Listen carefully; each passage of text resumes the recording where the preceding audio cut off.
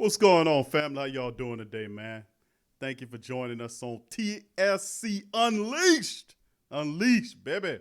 Good to see the family members chiming in the live stream. Big ups to you, Kevin, Jerry, Tori, Pelicans, Nola. Good to see y'all family in the building as well as more family on the way. Thank you for supporting this stream here. Big ups to the rest of the family members as well.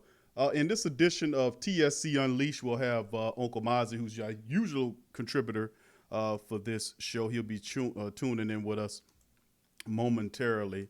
But since before until he gets here, we'll go over a few key games that happened, and of course, the biggest game last night was, of course, the Lakers and the Blazers. We'll talk about that matchup as well, and several others that were really interesting. Houston took care of business. We'll talk about that one as well, and what a lot of people thought without Russell Westbrook there that the Houston Rockets will struggle, but not so much. James Harden took care of business in the major capacity against the Thunder as they take the lead there. Miami, of course, took care of business against the Pacers in the matchup where we knew Spoelstra would be a guy that would take care of business as well.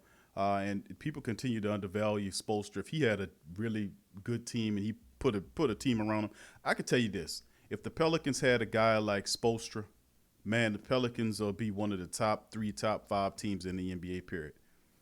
And by the way, we'll be doing, of course, later on this afternoon, at 6 o'clock, we'll have Wednesday Saints Talk. We'll go into day 2 of the camp. We'll play interviews. We'll break down the latest news. We'll go over some of the observations of the day. Then later on today on the Pelican Postgame Report channel, we'll be doing the Pelican Postgame Report at 8 o'clock or 8:15, something like that. We might stagger the time a bit depending on when we get done with the TSC Wednesday show, the Wednesday Saint Talk show. But we got some stuff to talk about, man. DC sent me a video. I've been a little bit behind because I had a lot of stuff to do, but we're gonna cover some Pelicans news, man. I'll play an interview from ESPN. Stephen A. Smith and Max Kellerman at it again. This time they're trying to call themselves Talking Pelicans, as they had a guest speaker on the show, which was Elvin Gentry. And Gentry was saying stuff like he didn't know why he got fired. I'll play it all, and I'll go over it like you know I will. That'll be on the Pelican Postgame Report tonight on the Pelican Postgame Report channel. Man, it's just absolutely insane. He doesn't know why he got fired. Come on, I'm going to break it down for you, Elvin. Just pay attention.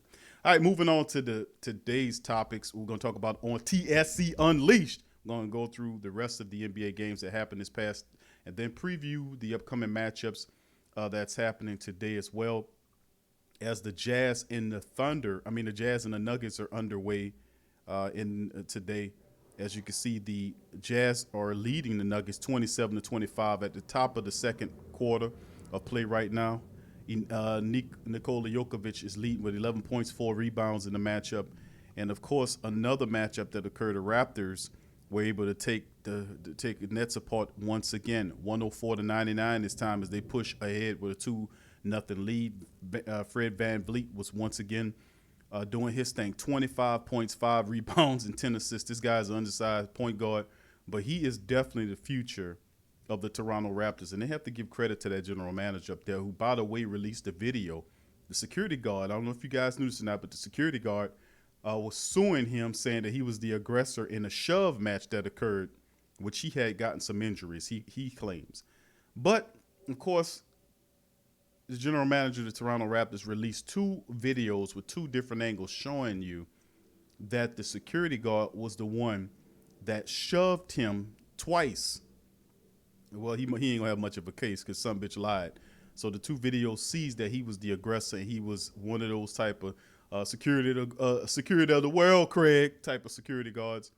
And we're gonna see. And of course, we know the GM for the Raptors is countersuing them as well. But this video looks like it's going to bust his ass. I'm just going to let you know. And, of course, on the back end, we have some college news, bad college news, or pro news, depending on how you look at it, with our former guy, LSU running back Darius Geis. Darius was released by the Redskins because of certain allegations dealing with sexual abuse. And then, of course, several more claims are coming out on him as well. So this guy's since Darius Geis has been drafted by the Redskins coming into the league, he's just really has had a tough time, and this could be right now a very tough thing for him to rebound back We'll go over that as well toward the back end of the live stream. Without further ado, we're going to start it off by getting in the first matchup, which is, of course, a lot of people talking about this awesome matchup that I watched. It was pretty good, man. This is a real good matchup between the Trailblazers and the Lakers. For a little bit, you thought the Lakers was making a game of it. You know, they had the lead for a little bit, and then the Trailblazers opened up. Dame Lillard, Dame time, he took over in this one. And just like we said, you know, we picked this game correctly, is the fact that we realized that this was an incredibly difficult matchup for the Lakers. And it'll continue to be a difficult matchup for the Lakers because of the fact that this team is facing a team where the backcourt and the Lakers don't have anything for it. They don't have anything or anybody that can guard either McCullough or Dame Lillard, bottom line. You know, and of course, Carmelo Anthony he don't have to be the star in this one. He can do just what he's been doing, and it can beat the Lakers. This is really interesting. Really interesting. Rondo is on the rush to come back. He'll operate as a floor general. He's a liability on the defensive end, but he's an intelligent guy in orchestrating the offense. Maybe he could take the ball out of LeBron James' hands. He could play more of that type of role. But still in all, man, that's a lot to ask for a guy who hadn't played in a while.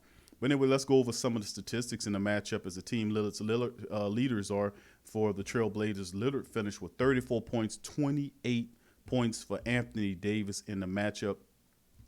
What can I tell you, man? This was just absolutely just amazing how they played. Portland, looking at them first. Carmelo Anthony in the matchup, he finished with 11 points and 10 rebounds in the game, 5 assists. Not much for him, but just enough.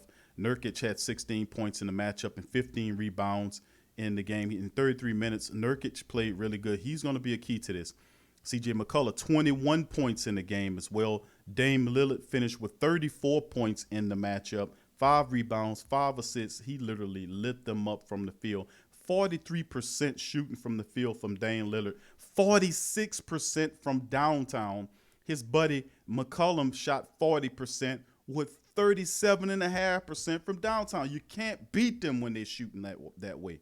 Then the defensive stoppers, guys like Hassan Whiteside came in there. He had several blocks on the day that really, actually 5 blocks to be specific. He had 7 points, 8 rebounds. He came in there and made some really good moves, some really good plays to disrupt what the Lakers were doing. Gary Trent off the bench, he had 5 points in the game as well. So this team played well enough, and we expected that. They're playing with an elite confidence right now. This is not really a 8 seed. I know what the record looks like, but the team, the overall talent of the team, this is not an 8-seeded team. And people, I hope people don't get caught on that. Looking at what the Lakers did in the matchup, LeBron finished the game in 41 minutes. He had 23 points, 17 rebounds, 16 assists, would turn out to be a record for him. No, but it's in a losing cause. It doesn't matter. Anthony Davis, 28 points, 11 rebounds in the matchup to date. Not a spectacular 28 from AD. He looks really basic in this game. Really basic. The rest of the team, not too much. Danny Green was shooting bricks in 23 minutes, only 10 points in the game. Not good at all. He will have to step up and score. Contavious Pope, 29 minutes, 1 point. You can't do that. You got to get some buckets in there. Kyle Kuzma had 14 points, 8 rebounds in the matchup as well. And no considerable player off the bench actually helped the Lakers beyond that. Anyway, the lead, they pushed past them 100-93. And, man, a lot of people are really happy. I mean, seriously. A lot of people are happy about the fact that this team, that they're having these type of issues, to be honest with you. But that was the thing, and a lot of people hate the Lakers because of what LeBron James did. He went out there and then he kind of orchestrated the move where he moved Anthony Davis, who was just a brainless automaton. You know, I want to go play with LeBron. So what they did was, he just was like, man, listen, I won't go play for a winner, it would have been more beneficial for him to go to the Boston Celtics. And listen, if he would have went to the Boston Celtics, we would end up with Jason Tatum, who was absolutely fantastic. That was a real thing that could have happened. That was a real thing. But instead, he wants to go back here to play with LeBron James. But guess what? Yeah, it ain't working for you, and they could be marched out in the first round. Could you imagine this? So the Lakers are on notice, man. the Lakers are definitely on notice to see what they can do in this matchup, man. And I'm gonna tell you, they need to be really concerned because this is something that a lot of people need to watch out for. The Portland Trail Blazers. I'm telling you, I'm telling y'all, the Portland Trail Blazers are for real. You know. Okay, fam. We're gonna move to the next matchup.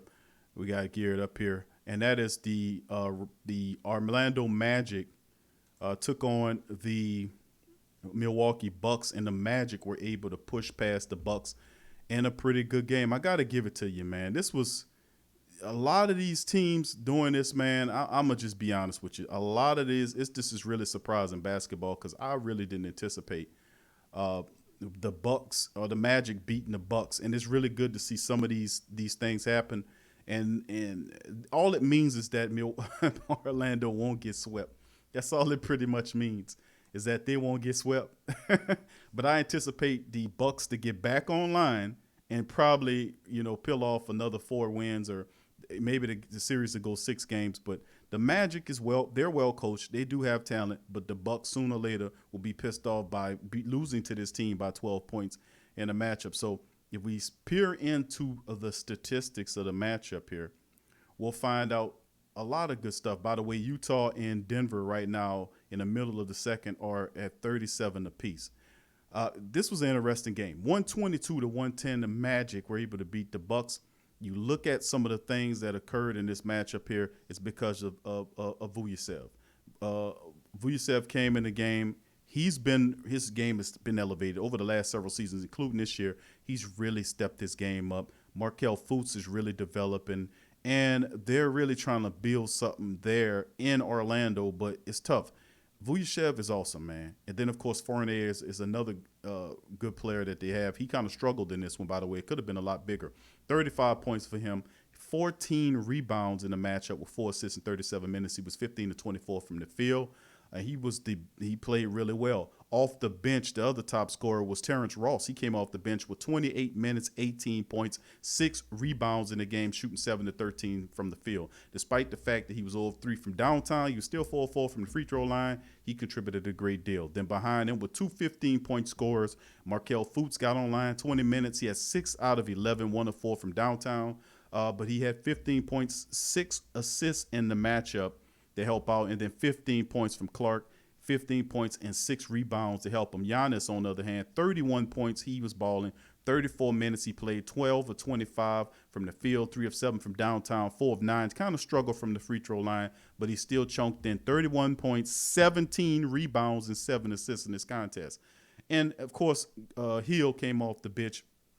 Gary Hill came off the bench. He had 16 points to help out, but it just wasn't enough. People like Middleton have to step up. You can't play 31 minutes and shoot 4 of 12 from the field and 2 of 6 from downtown and only score 14 points and think you're going to help. They consider Middleton the second best player on this team. He's the guy that's the sharpshooter. He has to step up. He can't have games like this. He's going to have to score in an 18, 20% north of that percentile. And then Brook Lopez, he was absolutely trash. 5 points in the matchup in 30 minutes. He was pathetic. Bledsoe finished with 15 points, 5 assists in 28 minutes. Wes Matthews, 10 points on 4 of 6 shooting in 26 minutes. Magic get the win against the Bucks. They're 1-0 against the Bucks. And like I said, these type of things occur, man, and it forces you to look at, overall what we need to do. And I expect the pissed off Bucks team to come into game 2 and take care of business against the Magic. If not, we got some serious problems. All right, going into the next matchup, we have the Miami Heat taking on the Indiana Pacers. This is one of those games that's really difficult, a really difficult matchup because both of these teams are so close to each other in terms of talent and style of play. 113-101, Heat came out with it. Top person off the bench, for the team for them was Jimmy Butler. He leads the team. 28 points for Jimmy Butler in 37 minutes of action. He was terrific. Goran Dragic came in there. He had 24 points, dished out about 5 assists, 6 rebounds. Pretty disciplined numbers in 34 minutes for him. And those two really work well together. Bam Adebayo had 17 points and 10 rebounds with 6 assists. He had 3 blocks in the contest, and those 3 really play well together, and they got some production off the bench from Tyler Hero. He had 15 points that he threw in to help push this team past the Pacers. Their top dude was TJ Warren. Him and Malcolm Brogdon were the top dudes. They both chunked in 22 points apiece. Turner, the big center, he really wasn't hitting on nothing in this game. 33 minutes, 4 of 11, 0 of 3 from down. This dude shooting 3-pointers. He was 0 of 3 from downtown, 1 of 2 from the free throw line. He finished with 9 points and 9 rebounds in this game. So, I mean, he has to bring it. You can't do that. Okay, Drew Holiday's brother, Aaron Holiday, 16 minutes in the matchup. He finished with 9 points, not really a factor. Victor Oladipo left the game. He only played in 9 minutes, scored 4 points. He's a big part of this. We'll maintain to see where he is. The other Holiday, not named Drew, it had 11 points off the bench, 10 points from Sampson, as well as the Pacers go down.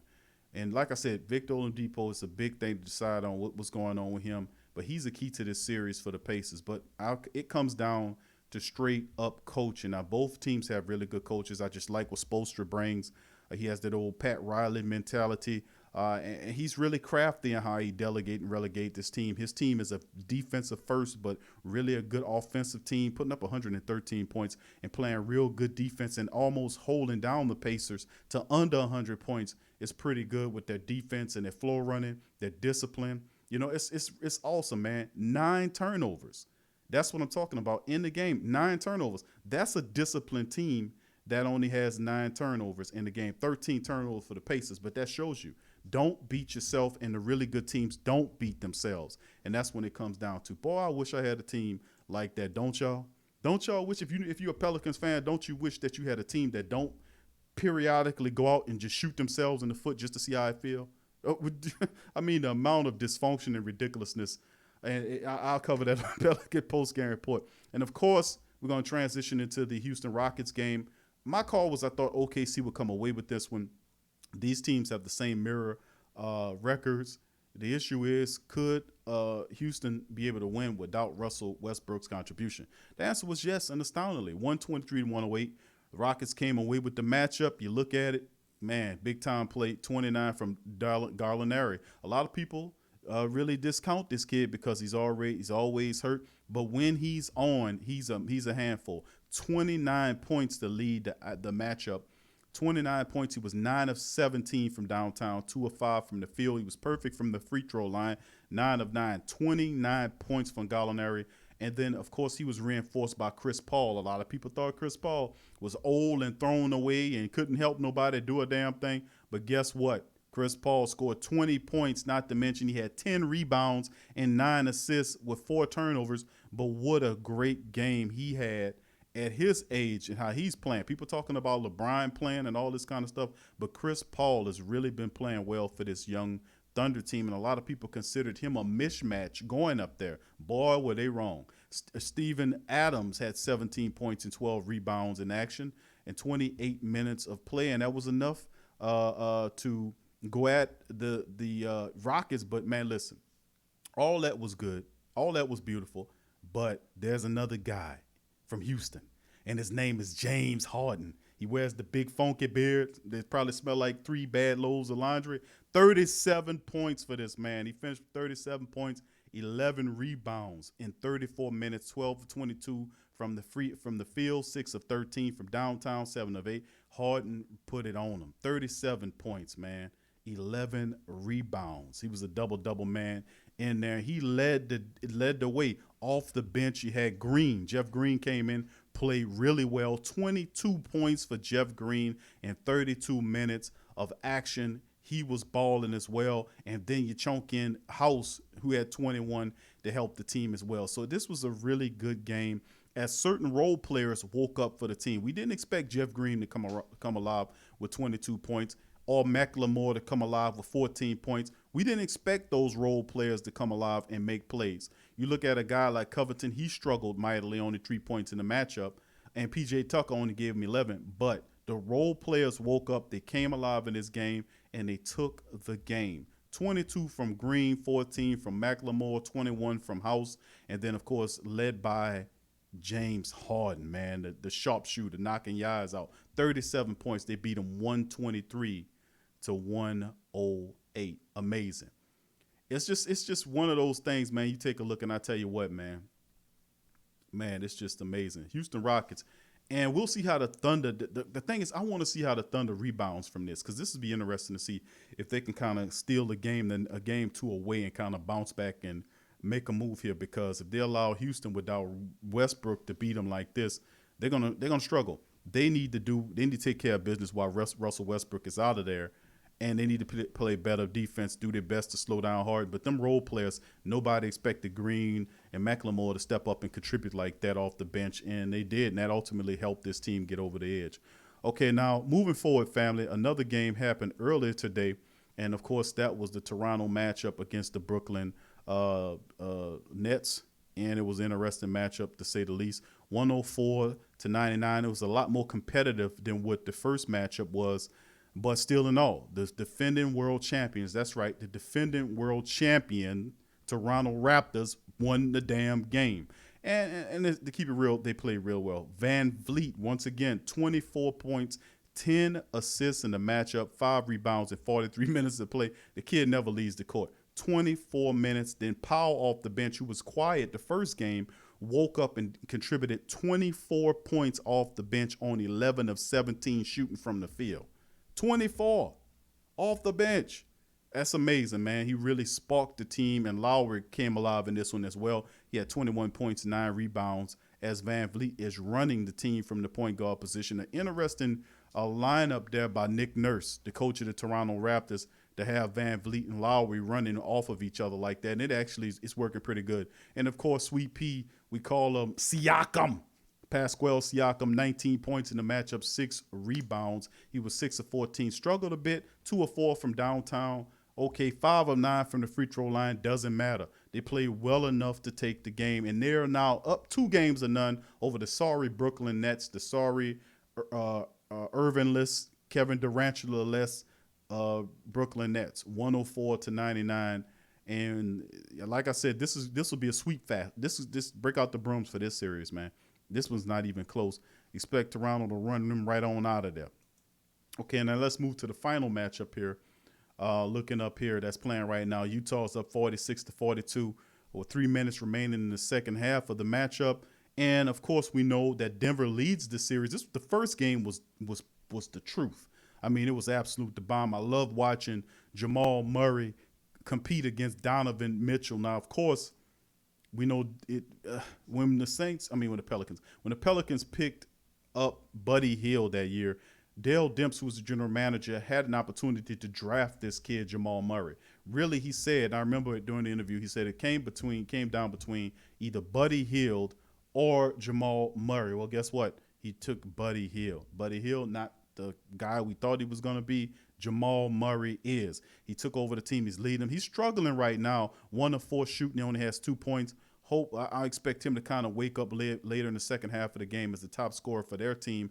It's Michael Porter Jr. He has 12 points in the affair, 11 for 11 for Jokic right here. Nikolai Jokic is sitting up there with 11 points right now, and 13 points for Jordan Clarkson. So that's another thing that's going on right there. So 46-42, 3 minutes before the halftime, Utah is leading the way. And, of course, later on today, the 5:30 game will feature the Philadelphia 76ers, 43-30, leading coming into the against the Boston Celtics. This is the second game. Of course, the Celtics leading the series 1-0. I thought this would be a little bit – hopefully this is a better series than what it originally appeared, to be quite honest with you, because this is supposed to be a bomb series. Of course, Gordon, they lose Hayward there, and they're so versatile and so well coached. It's hard to even say to yourself how a team like this team will, how this team will look, to be honest with you. But 5:30 game, Boston. Well, I just think that I just don't like how they look without Ben Simmons, man. It's almost like they don't know how to play ball. I mean, what's up with Embiid, man? He has to wake up. He has to wake up and play some ball in this one, man. He's really got to step up. He's been looking real sorry to me lately in terms of what the kid can do. You know what I'm saying? But this will be an interesting matchup. This game, Philadelphia has to win to keep up with Boston, because if Boston gets ahead of them, you can pretty much stamp that thing over with. So we're going to see what happens. Simmons not there. That's the tough part about it, man. I don't know, man. I don't know. That's the game right there that really kind of throws me for a loop, because Embiid it doesn't seem motivated, man. I don't know. I don't get it, man. Embiid just don't seem motivated to me. And you have to have a motivated Joel Embiid if you're going to win games. If you're the Philadelphia 76ers, he's the centerpiece of what they have going on. Of course, we have Ben Simmons and all that kind of stuff there, but that's the thing, man. It'll be interesting. We'll see. That Boston goes up. I think I'm anticipating that they'll get this. That they'll end up winning this game. Okay, moving on to the final matchup tonight, the 8 o'clock primetime matchup puts the Dallas Mavericks and the Wonder Boy Luka Doncic up against the Clippers and Leonard and the rest of those guys. Leonard and Paul George, who looked really good in the first matchup. Luka Doncic said he played horribly in the first game, and I'm going to be honest with you, man. He scored 40-plus points in the first matchup, and he said he played horrible. Now, the truth of the matter is, had not Kristaps Porzingis got thrown out after 20 minutes of play, this game could have looked a lot different. And I would anticipate Dallas probably would have beat the Clippers in that first matchup. But anyway, listen. A lot of people looking at the Clippers, looking at the Lakers and the Trailblazers, but listen, this matchup between Dallas and the Clippers is probably is out of the top 3 best series games, I think, in the playoffs, because you have Luka Doncic there, Kristaps Porzingis, and they have a well-coached team there, and Rick Carlisle going up against Doc Rivers now.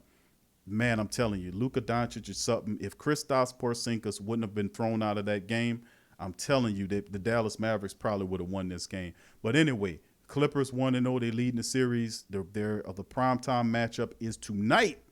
So we'll see Doncic once again with Porzingis there against Leonard and Paul George and the rest of the camp. This will be a pretty good game, man. And it's so close to call it. But I'm going to go with Luka Doncic and the Mavericks to even the series up. This is going to be a 7-game series, in my opinion. A 7-game series, barring any injuries. But that's my call on it, family. So, I'd like to give a shout-out to all the family members chiming in the live stream on this one. I appreciate everybody for chiming in and giving their thoughts, and big ups to GM Kev dropping by. He says, I'm happy because basketball needs to get back to being like it used to be real. All these super teams and all that have killed the NBA. You're absolutely right, fam. It really has killed the NBA to a degree. I think it brought on a certain excitement, to be honest with you. I don't know, GM Kev. Some people got this school of thought. To a degree it did, but I don't know, man. I have to look at it and say to myself, I think them having these super teams and the teams coming together, and then you have the teams like a Toronto, which is a team that was pretty much built through the draft and camaraderie and good coaching, and then they end up being what they are. So, we're going to see, because Portland is going to be a difficult team for LeBron for them to beat. I'm just going to keep it real with you, man. It's going to be interesting to see, too. And as you can see, this is the current playoff format there as we go through the rest of the comments. KT, the Southern Gent, good to see you in the chat as well.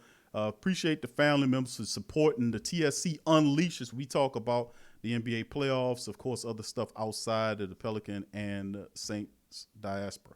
Now, let's moving forward into the final topic is, of course, 2 former LSU students claim Darius Geis raped them back in 2016, according to USA Today reports. This is very sad, man, because Darius Geis was a guy that a lot of people had high hopes for, and this is really, truly terrible. Now, two women say that the former Washington running back, Darius Geis, raped them. And, of course, we know that he was released by the team, recently, and, man, it just went down from there. 2 former LSU students say they were raped by the former Washington football team running back Darius Geis in 2016 when he was a freshman at the school, according to reports by USA Today. The women told USA Today that Geis assaulted them in their own apartments following nights of heavy drinking.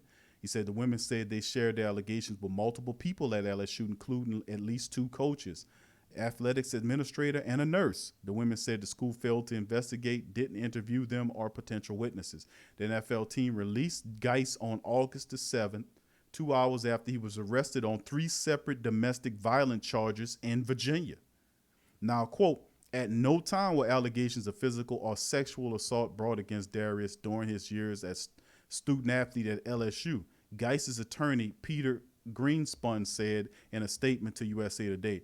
And he also said to bring up such assertions only after the Virginia charges were initiated certainly calls into question the credibility, nature, and timing of what's being alleged years later.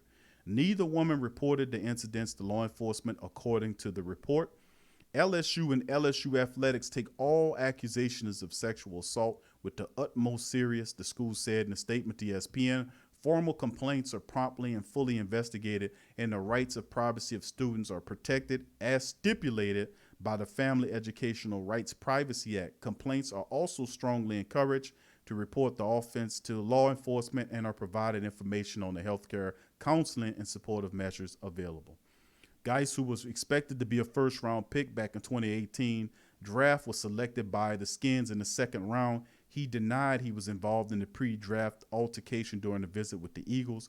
He then tore his ACL in his left knee during the 2018 preseason, didn't make his debut until 2019. He had 42 rushes for 245 and 2 touchdowns last season. At LSU, Geis rushed for 3,074 yards with 29 touchdowns in 3 seasons. He had 3 career 250-yard games, the most by any player in SEC history. Geis is 23, and he's scheduled to be arraigned on domestic violence charges on August the 28th in Loudoun County District Court. So, boy, how this guy's really kind of fell down, it's amazing, man. You know, that's a lot of heavy charges right now, man, and especially in today's climate. They're going to get to the bottom of it one way or the other, but Darius Geis cutting up if this is the case. 2016 allegations, and then on the back of the domestic charges that happened that cost him his job. Now, you know, you can't have all that going on if you with Washington, because the slightest thing will get you thrown out the door, because they heavily looked at right now anyway. So Washington can't deal with anything, any bad PR right now. They that sensitive.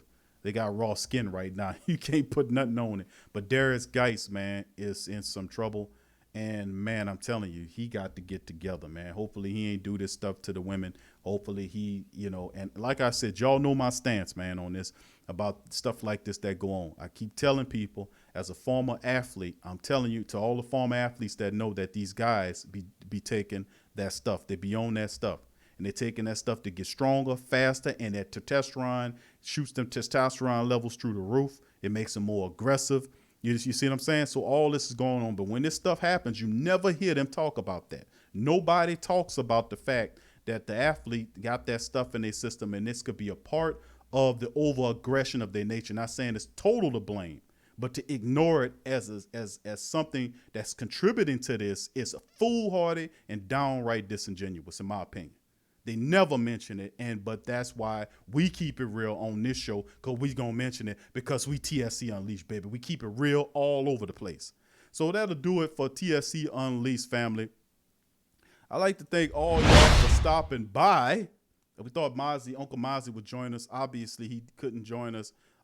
He had a little problems. I guess he was busy. But we'll be back tomorrow at an earlier time with TSC Unleashed, and we'll cover more of the NBA playoffs. We'll come back with some more college news, and we'll cover some other stuff on TSC Unleashed. So support the stream, share it in your social media, hit the like button, subscribe if you're not a subscriber, and thank you for tuning in today. I'll see you later on Wednesday Saint Talk.